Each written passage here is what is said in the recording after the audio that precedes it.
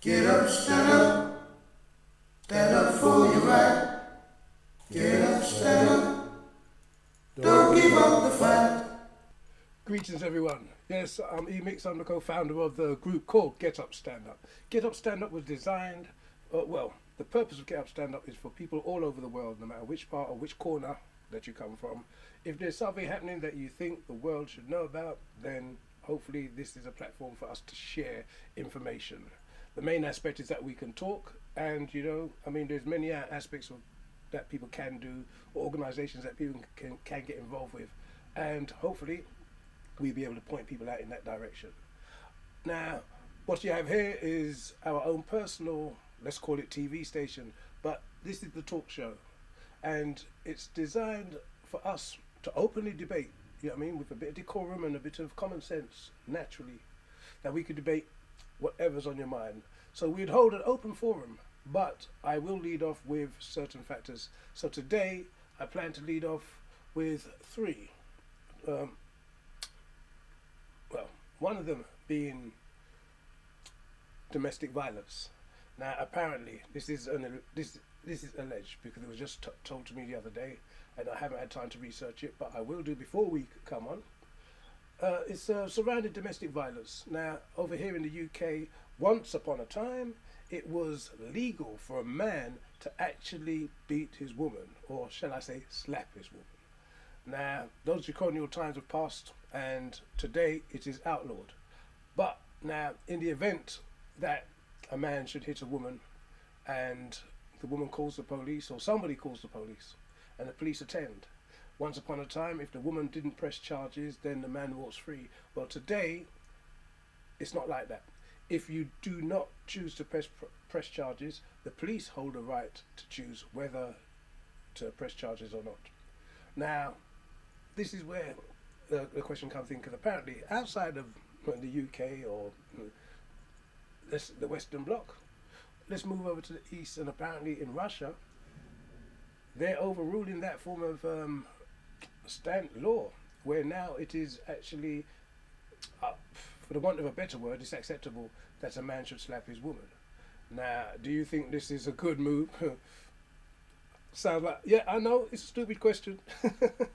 But it's allegedly it's fact. So is it a good move or is it a bad move?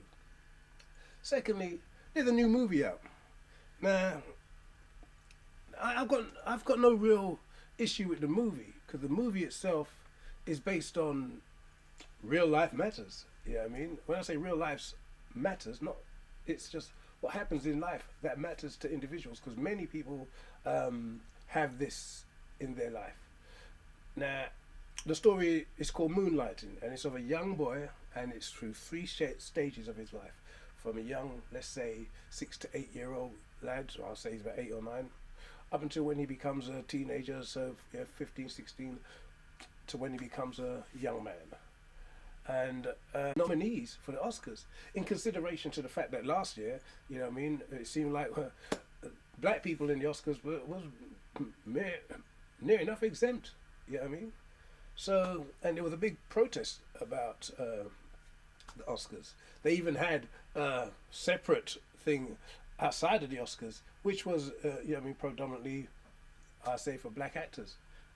Now, there is an underlining factor in this movie. It is not highlighted, and I saw a review, and in the review, it wasn't. I don't recall it being even mentioned.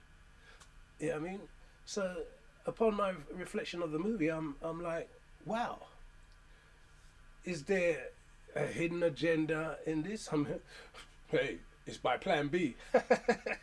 makes it sound like a conspiracy. I don't mean it like that, but in fact, I can't say I don't mean it like that. I do believe there's an underlying thing here, because we've had many actors. One in particular, a comedian, who gave a story of, he was successful in his own right doing what he was doing, but he never put on a dress. But now, again, in order for him to progress with his contract and so on, his production company determined, so this underlining issues in this movie. If you haven't seen it, I suggest, yeah, go see it.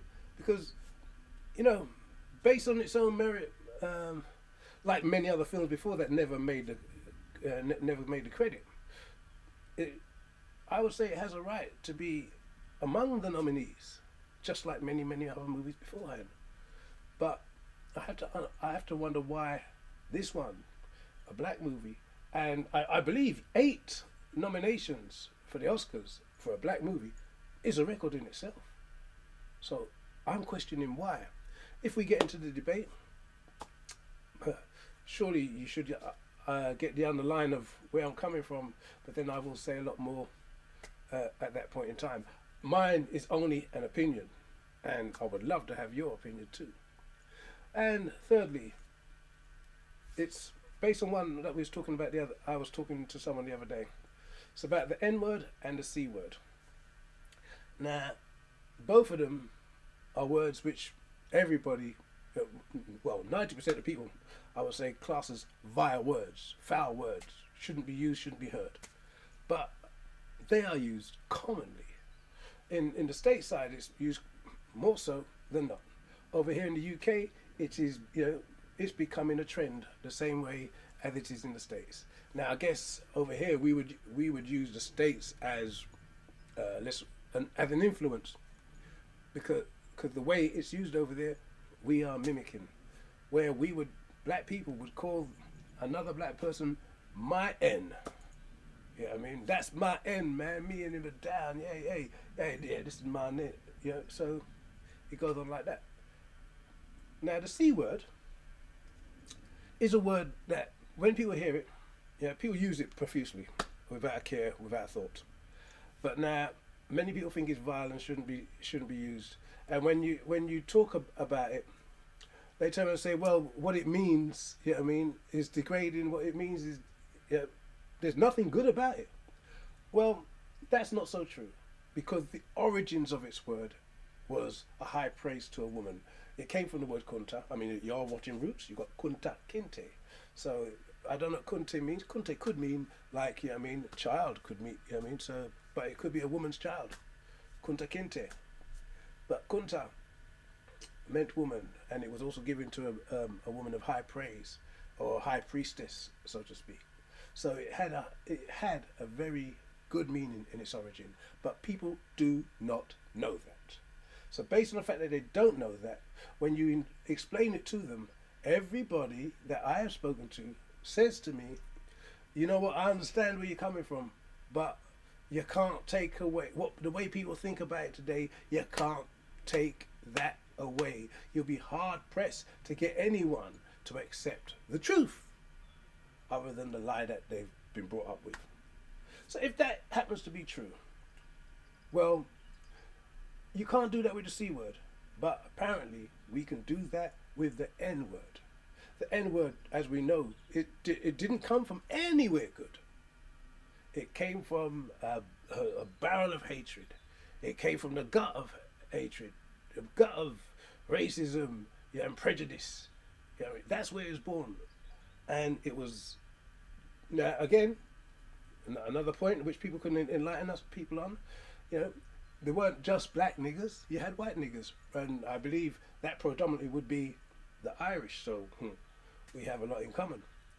But nevertheless, the stench of its true knowledge of the word comes from the black man being called the N-word. Almost. So now, with that, you can't take that stench away, just like you can't take that stench away from the C word. So how can we use it? And to give it, for instance, 2 black guys walking down the road and one say, yo, my N. You know what I mean? And it's all accepted. And then as they're chatting away, then comes their white friend. And their white friend says, oh, yo, my N. And he raises his hand. Before people are going to clap his hand, they're going to look and say,